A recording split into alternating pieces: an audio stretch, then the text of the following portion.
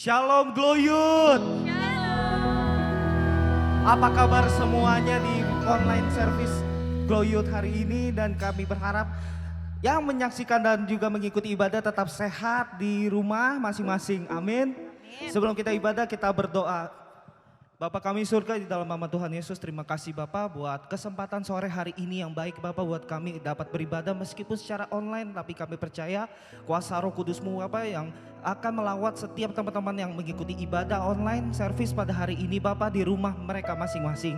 Berikan kesehatan yang sempurna Bapak buat mereka semua Bapak yang akan mengikuti ibadah pada hari ini. Dan kami percaya Bapak, kami awali ibadah hari ini Bapak, dari awal pertengahan hingga akhirnya kami menyerahkan semuanya ke dalam tangan Tuhan yang begitu luar biasa, yang menyertai kami pada saat sampai hari ini semuanya karena kebaikan dari Engkau Bapa.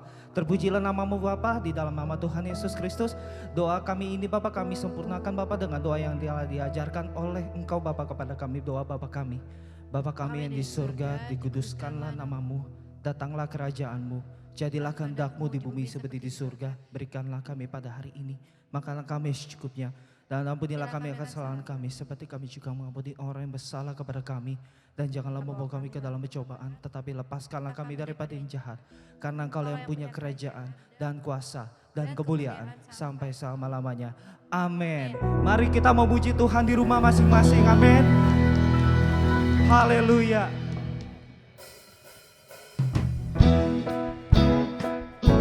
Kita tahu bahwa Tuhan memimpin langkah kita. Amin.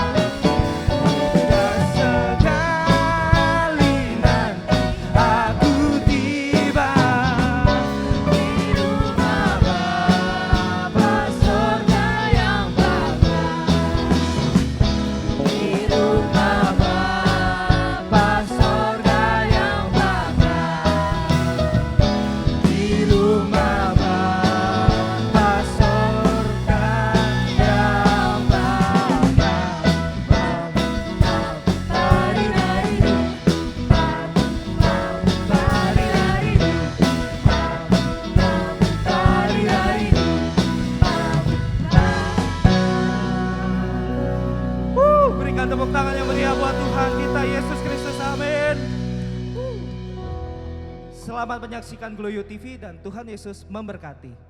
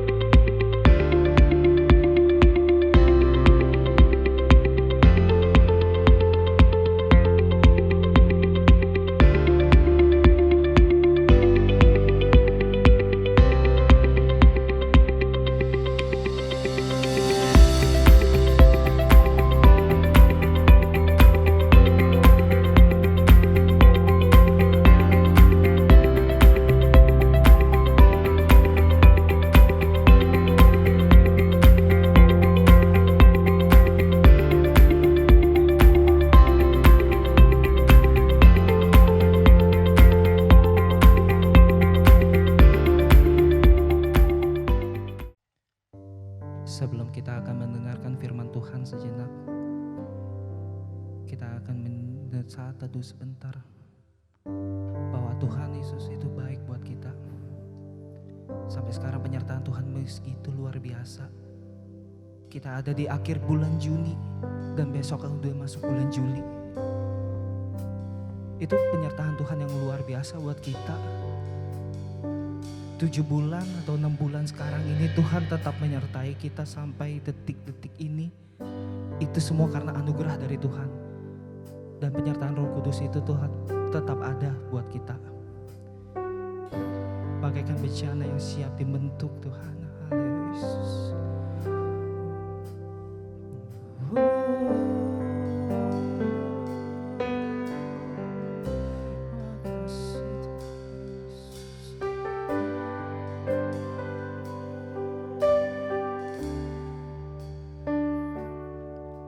Bagaikan bejana siap dibentuk, demikian hidupku di tanganmu.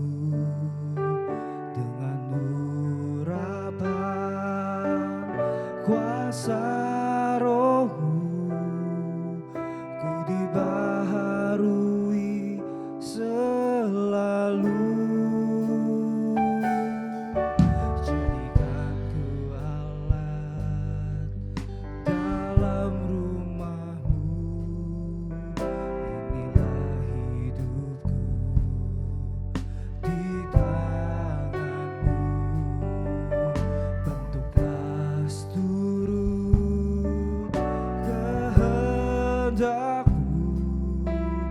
Pakailah sesuai rencanamu.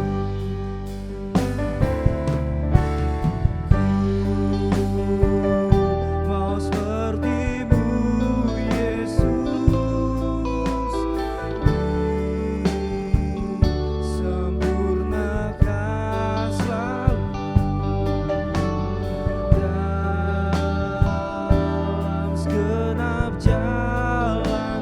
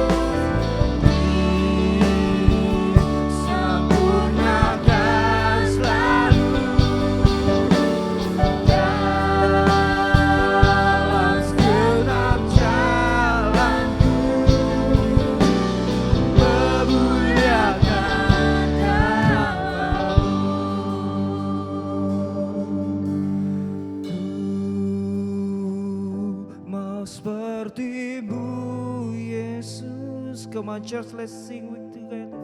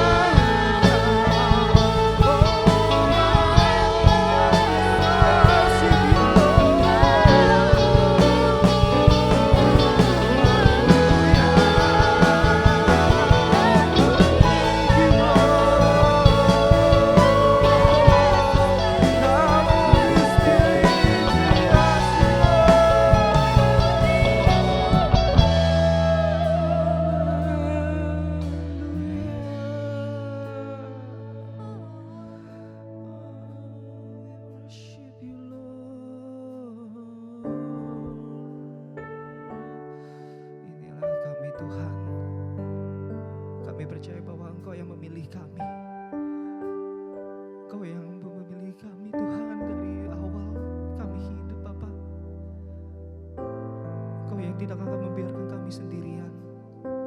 Yes Lord. Dan kami yakin dan percaya Bapa bahwa Engkau yang membawa kami ke keberuntungan lepas keberuntungan yang ada. Yang membuat kami terlalu berhasil di atas rata-rata. Itulah janji Tuhan yang luar biasa buat kami. Dan kami pegang teguh janji-Mu Tuhan. Untuk kehidupan kami bersama-Mu Tuhan. Yes Lord.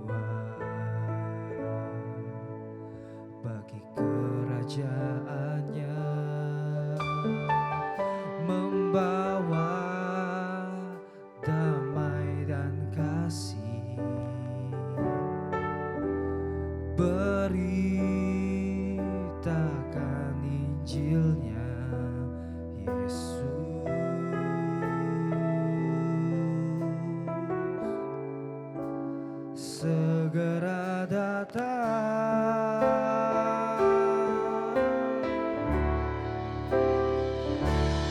Yakin aku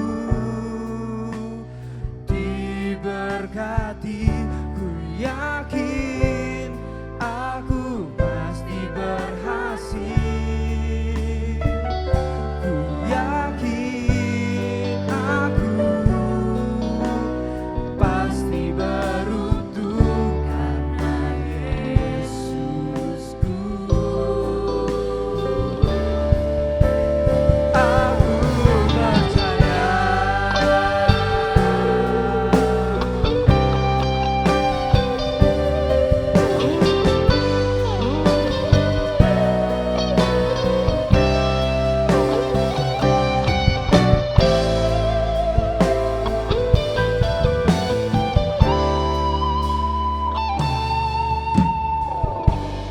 Tuhan yang memilih, Tuhan yang memanggilku untuk pergi dan berbuat bagi kerajaannya, membawa damai dan kasih.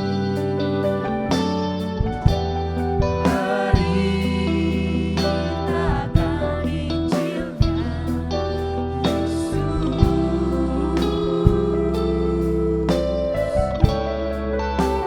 segera datang. Katakan kalimat, ku yakin Tuhan, aku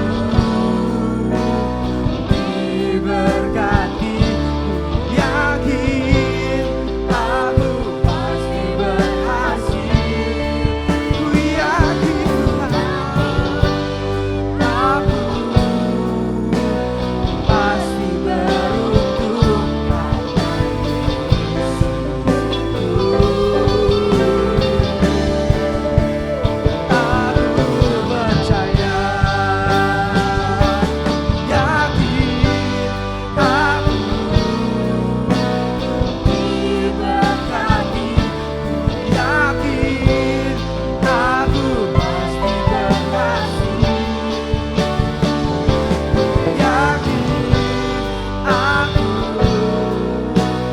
pasti beruntung karena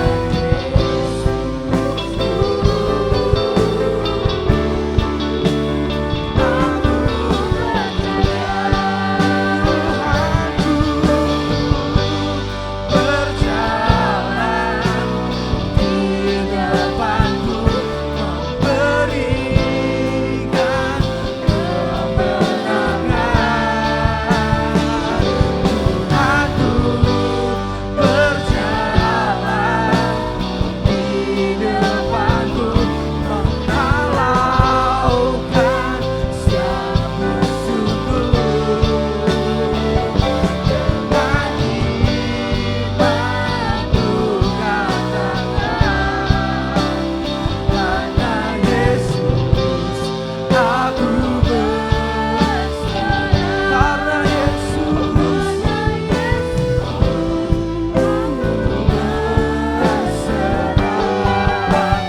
Karena Yesus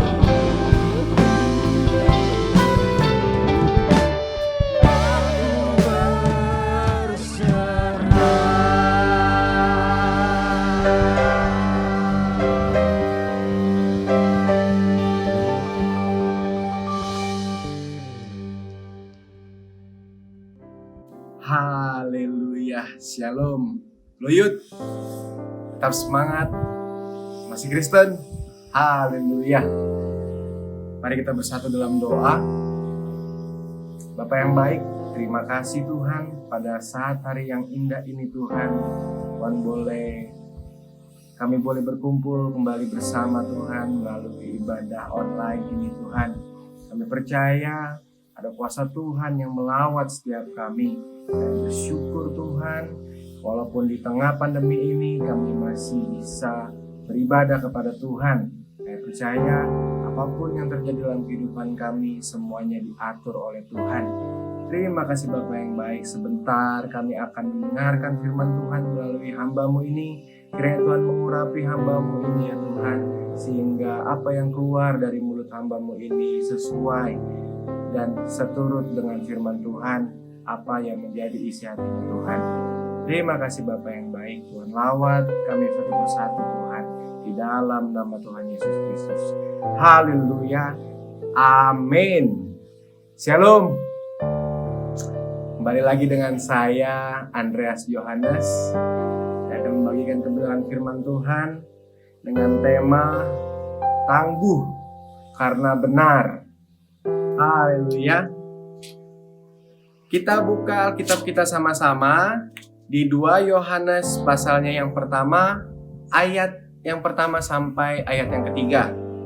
Saya bacakan ya.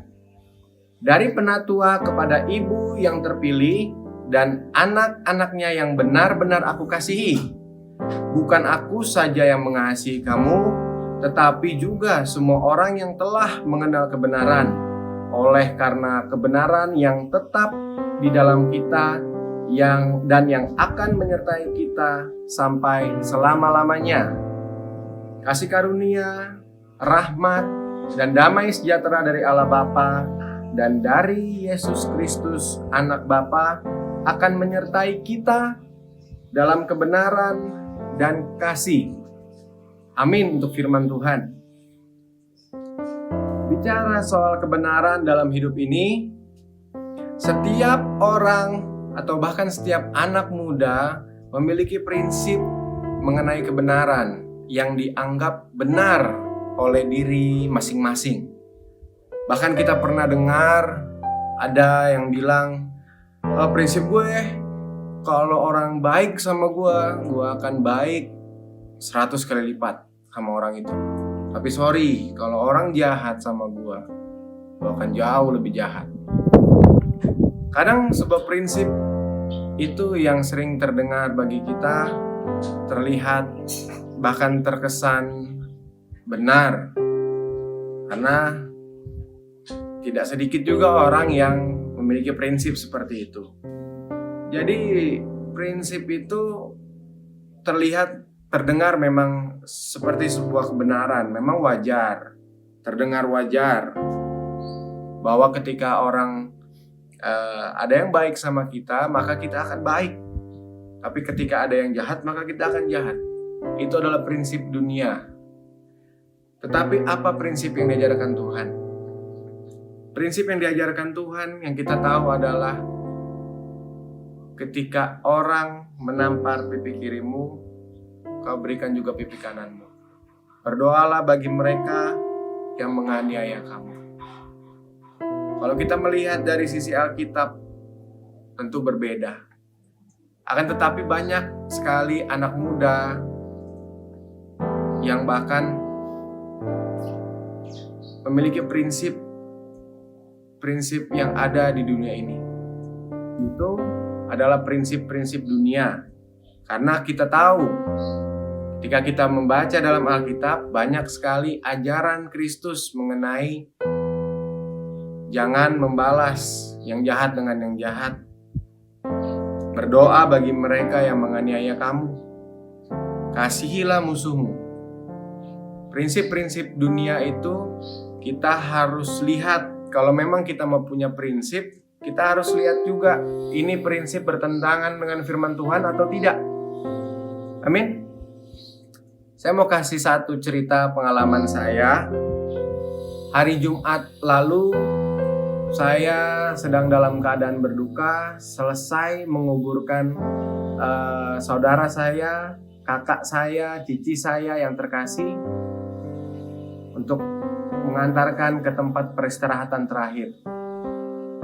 Saya sudah dipanggil Tuhan dan saat itu lokasinya ada di Bogor. Selesai acara pemakaman, saya dan keluarga pergi. Dalam perjalanan ada sedikit kejadian kecelakaan di situ, di mana mobil saya dan mobil orang itu, di mana mobil saya itu menyerempet mobil di depan saya. Saat itu mobil yang saya serempet adalah mobil warga situ yang juga seorang Pak Haji. Dan di situ saya mencoba untuk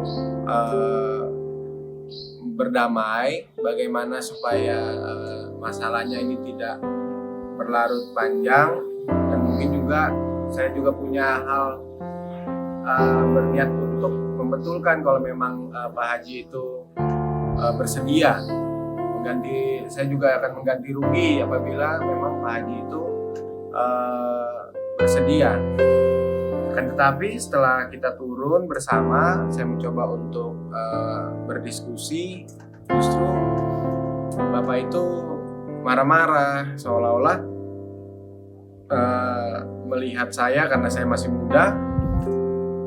Beliau pikir saya sengaja untuk menabrakannya dan sengaja untuk merusak mobilnya. Karena saya lihat juga sebenarnya posisi mobilnya itu tidak terlalu tidak penyok, atau bahkan juga hanya baret sedikit gitu. Tapi memang saya punya niatan untuk mengganti apabila beliau bersedia menuntut untuk pergantian gitu. Singkat cerita, setelah beliau marah, setelah beliau meluapkan emosinya, saya cuma minta sama Tuhan, Tuhan tolong kuatin saya, berikan saya kekuatan agar saya tidak lari dari ketetapan Tuhan dalam kehidupan saya, agar saya tidak juga terpancing emosi, agar saya juga tidak membalas. Karena memang di situ saudara-saudara saya yang di dalam mobil tuh pada bilang, udah, jangan mau digituin, jangan mau direndahin seperti itu. Toh juga sama-sama salah kok, harusnya dia belok kiri langsung, kenapa dia berhenti? Ya tapi saya cuma mau bilang, di saat keadaan seperti itu saya diam dan saya hanya panggil Tuhan. Singkat cerita, beliau bilang, wah ini kalau mau ganti harusnya 2 juta, saya harus keluarin kocek 2 juta. Kamu bisa ganti rugi seharga 2 juta atau enggak, katanya. Saya cuma bilang, Pak, untuk saat ini memang nggak bisa, tapi coba Bapak nanti kalau memang ke bengkel, ada urusan di bengkel, karena memang infonya dari Bapak itu kebetulan dia juga lagi perjalanan ke bengkel ke daerah Senen. Ini kan cerita, pas itu beliau bilang seperti itu, saya minta sama bapaknya, Pak, kalau memang Bapak menuju ke bengkel, tolong kasih tahu saya berapa biayanya nanti saya transfer, saya bayar. Oke, saya minta KTP kamu, katanya. Udah, saya kasih KTP, minta nomor telepon saya kasih nomor telepon saya. Padahal saat itu banyak saudara juga bilang, ngapain kasih KTP, ngapain kasih nomor telepon, udah orang sama-sama salah. Tapi saya mencoba untuk mengandalkan Tuhan. Saya tahu Tuhan pasti akan buka jalan yang terbaik. Bapaknya juga tahu saya dalam suasana berduka, karena memang di mobil masih ada kertas putih penanda pengantar orang menuju ke rumah ke kuburan. Jadi saat itu belum dilepas tuh kertas putih yang untuk iring-iringan itu. Dia melihat, oh memang habis dari kuburan ya, katanya. Iya betul Pak. Oh ya sudah, saya minta KTP, saya minta nomor telepon. Nanti kalau sudah selesai saya benerin ini, berapapun harganya saya akan kirim ke Mas. Oke Pak, siap.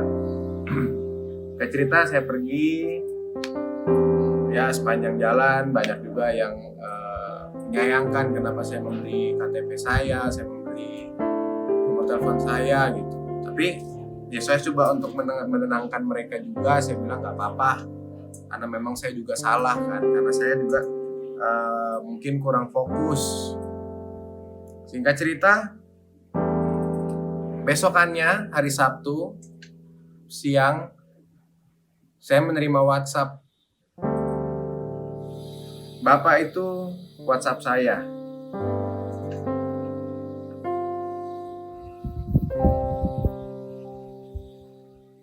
Selamat siang Pak Andreas, maaf mengganggu. KTP Bapak apa lebih baik saya kirimkan lewat pos apa bagaimana? Turut berduka cita ya. Saya percaya yang menggerakkan hati Bapak itu bukan saya. Yang menggerakkan hati Bapak itu bukan emosi saya. Yang menggerakkan hati Bapak itu bukan konfrontasi dari saudara-saudara saya. Dan bahkan saya cuma mau bilang, di saat itu kalaupun saya mau mengandalkan saudara, teman yang memiliki kekuasaan untuk membuat saya terbebas dari masalah ini, tentu bisa, karena banyak sekali saudara dan teman juga yang siap membantu. Tetapi saya belajar banyak dari peristiwa ini ketika saya mengikuti prinsip tentang kebenaran. Meskipun ada kesempatan untuk saya memiliki kebenaran yang lain di luar Kristus, tapi saya memilih untuk setia kepada kebenaran akan Kristus, maka saya mendapatkan hasil yang luar biasa. Malah saya menyerahkannya sama Tuhan, minta Tuhan berikan kekuatan. Dan terbukti besoknya Sabtunya, Bapak Haji itu memberikan saya kelepasan, membebaskan saya, akan memberikan KTP saya, akan mengembalikan KTP saya, dan tidak sama sekali menuntut saya untuk ganti rugi akan mobil. Puji Tuhan, saya mau katakan, ketika kita mengandalkan Tuhan, ketika kita memiliki prinsip untuk terus berada di dalam kebenaran firman Tuhan, maka Tuhan tidak akan pernah mengecewakan kita. Maka Tuhan tidak akan pernah meninggalkan kita. Amin. Sebuah kenyataan yang sangat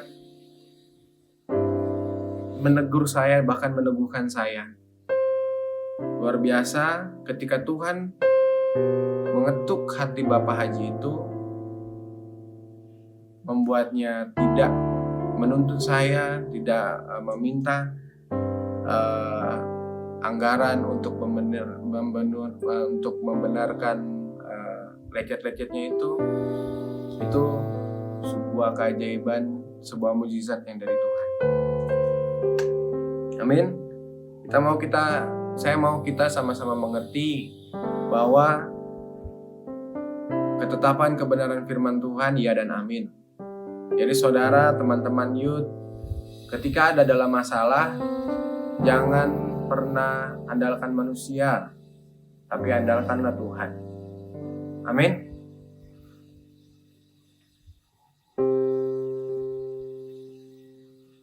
Selanjutnya yang perlu kita mengerti bersama, dunia sudah tidak menganggap kebenaran itu penting.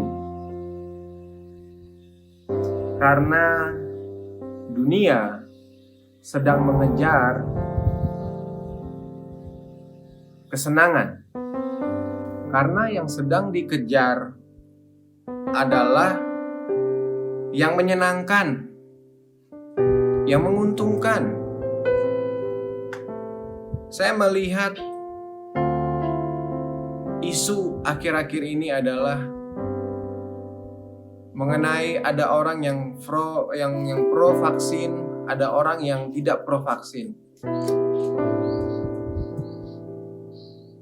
Melihat masalah ini, melihat situasi ini, saya cuma mau katakan pada teman-teman muda yang ada di sini, kalian mungkin ada yang pro vaksin, mungkin juga kalian ada yang tidak pro vaksin. Tetapi saya dengar dari teman-teman saya, ada yang mau divaksin. Mereka cerita, "Lu mau divaksin nih supaya bisa bebas. Karena apa-apa sekarang syaratnya harus pakai vaksin. Harus ada tuh surat vaksin, kita scan untuk masuk mall, untuk masuk ke tempat-tempat hiburan, atau bahkan juga untuk masuk ke tempat dunia malam. Harus disertai dengan vaksin. Ada mereka yang mau vaksin bukan tujuannya untuk sehat, tetapi tujuannya untuk berkumpul bersama lagi, pesta pora lagi, senang-senang lagi, pergi malam pulang pagi, minum-minum, mabok-mabokan. Tujuan mereka vaksin hanya untuk itu. Saya mau katakan, saudara yang seperti itu lebih baik diam-diam saja di rumah. Karena gak ada artinya. Saudara terbebas dari virus ini, tapi saudara mati dalam keadaan yang overdosis. Saudara bebas dari virus ini, tapi saudara mati dalam keadaan yang mengenaskan karena mabuk. Buat apa? Saya mau tegaskan bagi anak-anak muda sekalian, jangan sampai kebebasan yang Tuhan beri justru menghancurkan kita. Begitu pula dengan orang yang teman-teman juga yang tidak percaya vaksin, menganggap bahwa vaksin itu adalah antikris dan sebagainya. Teman-teman boleh untuk tidak divaksin kalau menurut saya. Tetapi jangan sampai teman punya prinsip untuk tidak divaksin, teman-teman justru mengingkari teman-teman yang lain untuk bro nggak usah divaksin, kita biasa aja jalan-jalan aja. Tapi teman-teman juga ada kumpul-kumpul juga dalam kondisi yang belum divaksin, buka masker karena merasa kalau pakai masker itu menyebarkan ketakutan dan sebagainya. Sehingga akhirnya ketika teman-teman terjangkit, teman membawa virus ke dalam rumah, dalam keluarga, itu justru akan menjadi bumerang bagi saudara kalian, bagi teman-teman, bagi keluarga kalian. Saya katakan, prinsip saudara salah. Kalaupun memang saudara mau tidak divaksin dengan alasan dan pembenaran diri saudara, lebih baik saudara diam saja di rumah. Saudara tidak akan mencelakakan siapapun. Dengan ketetapan dan kepercayaan saudara, saudara diam saja di rumah, tidak usah kemana-mana. Tidak usah ada kegiatan apapun, diam aja di rumah. Saya tegas mengatakan ini karena akan menjadi bahaya kita divaksin ataupun kita tidak divaksin ketika prinsip-prinsip seperti itu bertentangan dengan firman Tuhan. Saya cuma mau bilang berhikmatlah. Kalau kita mau divaksin, kita divaksin dengan tujuan yang mulia. Contoh, sebentar lagi ada gereja dibuka. Syarat salah satu bagaimana supaya gereja bisa dibuka adalah sudah divaksin. Ya kita majukanlah gerakan itu supaya nanti ketika sudah tercapai vaksinnya, gereja bisa dibuka. Dan kita bisa lagi bersama-sama beribadah untuk tujuan yang sangat mulia. Saya mau katakan seperti itu, saudaraku yang kasih dalam Tuhan. Saya mengasihi teman-teman muda. Saya mengasihi saudara sekalian. Saya mau kita hidup di dalam hikmat dan kebenaran Tuhan. Amin.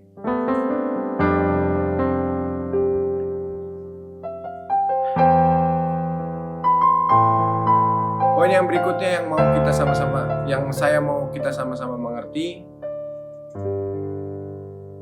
kita harus tahu dulu bahwa kebenaranlah yang menuntun kita kepada kasih karunia, hikmat, dan pengetahuan, serta damai sejahtera.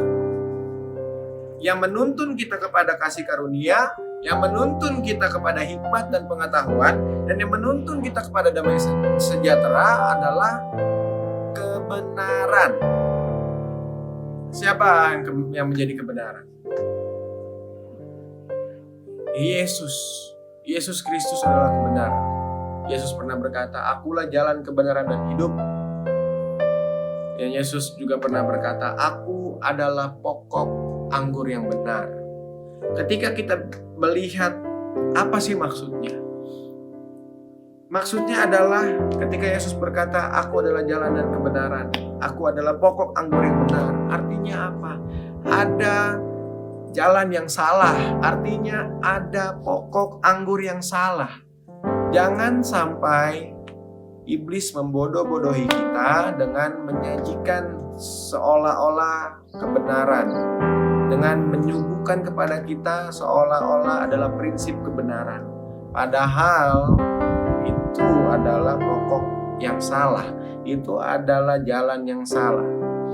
Alkitab mengatakan, jalanlah jalan yang sempit, berjalanlah ke jalan yang sempit. Ada banyak hal di dalam Alkitab yang menjelaskan tentang kebenaran. Jangan sampai karena kita minim pengetahuan tentang kebenaran, kita malas baca Alkitab, kita malas mengerti firman Tuhan, kita malas berdoa minta hikmat dan tuntunan dari Tuhan, kita terjebak dalam kebenaran-kebenaran yang palsu, terjebak dalam kebenaran-kebenaran yang salah, yang hanya untuk membenarkan emosi kita, hanya untuk membenarkan keegoisan kita. Saya mau anak-anak muda, teman-teman muda Gloyut, kita sama-sama mengerti bahwa yang Tuhan kehendaki adalah kita hidup di dalam kebenaran firman Tuhan. Karena kasih karunialah yang membuat kita tangguh dalam menghadapi segala cobaan dalam hidup kita. Kasih karunia dari Tuhan, kebenaran dari Tuhan yang membuat kita kuat dalam menghadapi cobaan apapun yang terlintas dalam hidup kita. Membuat kita berani dalam menghadapi segala cobaan. Berani untuk tetap setia di hadapan Tuhan. Berani untuk tetap menjalankan firman Tuhan. Itulah yang membuat kita tangguh. Karena ada kasih karunia Tuhan di dalam kebenaran. Yang selanjutnya, ada hikmat pengetahuan dari Tuhan yang membuat kita tangguh dalam bertindak, yang membuat kita mengerti visi Tuhan dalam hidup kita, yang membuat kita tahu dan sadar di tengah banyak orang ngomong bahwa kita salah, di tengah banyak orang ngomong memberitahukan ini dan itu, tetapi hikmat dan pengetahuan yang dari Tuhan itu yang membuat kita tangguh dalam bertindak. Itu yang membuat kita mengerti apa yang harus kita lakukan. Amin. Di dalam kebenaran ada hikmat dan pengetahuan dari Tuhan. Kalau kita berjalan di dalam kebenaran firman Tuhan, kita tahu pokok anggur kita yang benar, yaitu Yesus Kristus. Kita tahu jalan kebenaran kita, yaitu Yesus Kristus. Kita berada di dalam Dia dan Dia ada di dalam kita. Maka hikmat dan pengetahuan yang dari Tuhan itu yang akan membuat kita tangguh dalam bertindak melakukan segala sesuatu. Dan berikutnya, damai sejahtera yang akan membuat kita tangguh dalam menjalani segala ketetapan Tuhan. Di dalam kehidupan kita ada ketetapan-ketetapan Tuhan yang sudah Tuhan rancangkan dalam hidup kita. Tetapi sebelum Tuhan naik ke atas surga, Tuhan pernah berkata, "Aku memberikan engkau roh. Aku akan memberikan engkau damai sejahtera." Roh Kudus yang ditinggalkan, yang selalu membuat kita damai, yang selalu menegur kita dengan lemah lembut, sehingga apapun yang kita lalui, apapun masalah yang terjadi dalam kehidupan kita, kita akan tetap terus berjalan di dalam ketetapan-ketetapannya Tuhan dalam keadaan damai. Mungkin setiap kita di sini sedang merasakan kehilangan, sedang merasakan kerugian, sedang merasakan kok Tuhan jauh sekali ya, kok seolah-olah Tuhan tidak berperkara dalam kehidupan. Tetapi saya cuma mau bilang, memang ada ketetapan-ketetapan yang sudah Tuhan tentukan bagi kita, agar kita dapat semakin setia lagi, agar kita dapat semakin kuat lagi, agar kita dapat semakin bertumbuh lagi di dalam iman kepada Yesus Kristus. Kita akan dipakai Tuhan dengan caranya yang ajaib. Oleh karena itu Tuhan memberikan kita ketetapan-ketetapan yang mungkin menyakitkan kita.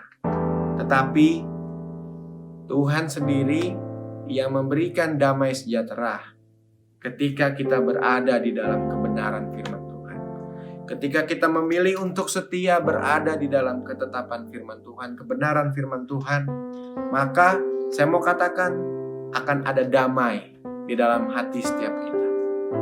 Amin untuk segala firman Tuhan yang sudah saya sampaikan saat hari ini. Kiranya kebenaran yang dari Tuhan menuntun kita, membuat kita tangguh dalam melakukan segala sesuatu dengan ketulusan, dengan tulus kita dapat menanggung segala sesuatunya, karena fokus kita, karena kita tahu siapa yang ada sama-sama kita, karena kita tahu kita lagi di tracknya siapa, karena kita tahu kita menempel di pokok anggur yang benar, yaitu Tuhan Yesus Kristus. Dan juga kita bisa berjalan dan melakukan segala sesuatu dengan kasih. Dengan kebenaran kita juga akan berjalan dengan kasih dan kesiapan untuk berkorban.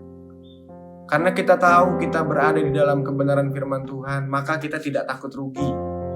Maka kita tidak takut kita akan kehilangan, maka kita tidak akan takut kita akan mengalami kerugian.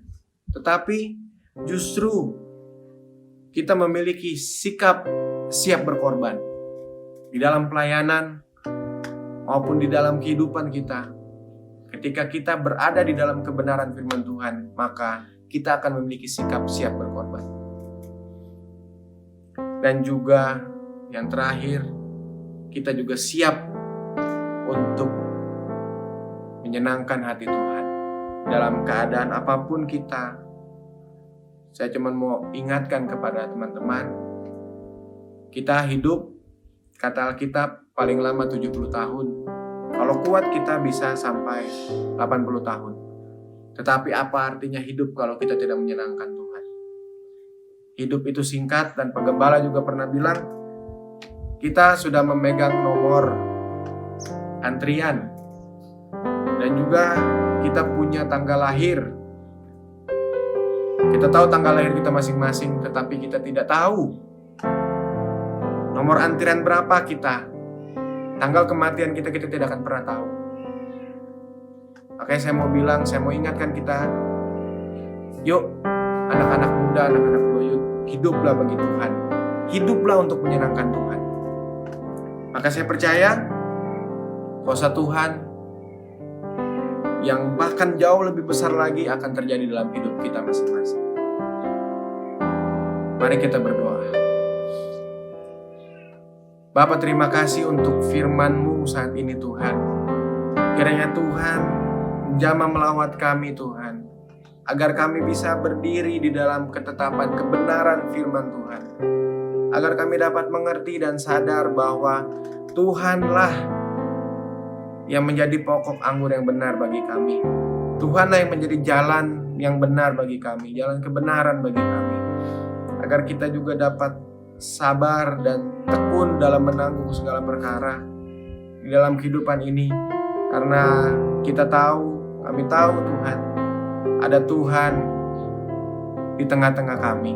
Kami berdoa Tuhan, Kiranya Tuhan menjamah kami masing-masing dengan spirit yang baru Tuhan, dengan roh yang baru, dengan roh yang menyadari bahwa prinsip-prinsip kebenaran akan firman Tuhan jauh lebih penting daripada prinsip-prinsip yang kita anggap benar, yang kita anggap itu menyenangkan kita, dari prinsip-prinsip yang kita anggap itu sebuah keuntungan bagi kita. Kiranya Tuhan mengurapi setiap kami, setiap hamba-hamba Tuhan, setiap umat-umat Tuhan, jemaat-jemaat Tuhan, anak-anak Glow Youth dimanapun mereka berada Tuhan. Kiranya Tuhan tahu setiap pergumulan mereka juga Tuhan. Dan Tuhan memberikan kebenaran dalam hati mereka sehingga mereka bisa tangguh. Bukan karena mereka kuat, mereka bisa tangguh bukan karena mereka punya banyak channel backingan. Mereka bisa tangguh semua karena kebenaran firman Tuhan. Mereka setia, mereka berdiri dalam ketetapan dan kebenaran firman Tuhan, maka mereka akan diberi kekuatan lebih dari Tuhan. Kami berdoa di dalam nama Yesus mengurapi setiap mereka yang sedang dalam masalah, agar Tuhan buka jalan keluar Tuhan berikan, mukjizat boleh terjadi dalam nama Yesus. Kami juga berdoa bagi mereka yang sedang sakit maupun saudara yang sedang sakit. Tuhan berkati, berikan kesembuhan dalam nama Yesus. Terima kasih Bapa yang baik. Hamba berdoa tutup mengakhiri ibadah ini Tuhan. Hamba berhenti, tetapi hamba yakin mulut hamba boleh berhenti, tetapi kuasa firman Tuhan, kuasa kebenaran firman Tuhan akan terus menyertai mereka. Mari arahkan hati kita, angkat hati kita di hadapan Tuhan untuk menerima berkat dari Tuhan. Kasih dari Allah Bapa, cinta dan damai sejahtera dari Tuhan Yesus Kristus, pengertian, tuntunan, kuat dan kuasa Roh Kudus menyertai hidup kita masing-masing. Mulai hari ini sampai Tuhan datang kembali menjemput kita yang hidup setia dan hidup menurut kebenaran firman Tuhan. Kembali bersama-sama dengan Dia. Di dalam nama Yesus Kristus kami berdoa dan mengucap syukur. Haleluya. Amin. Amin. Amin. Shalom. Tuhan Yesus memberkati. Kiranya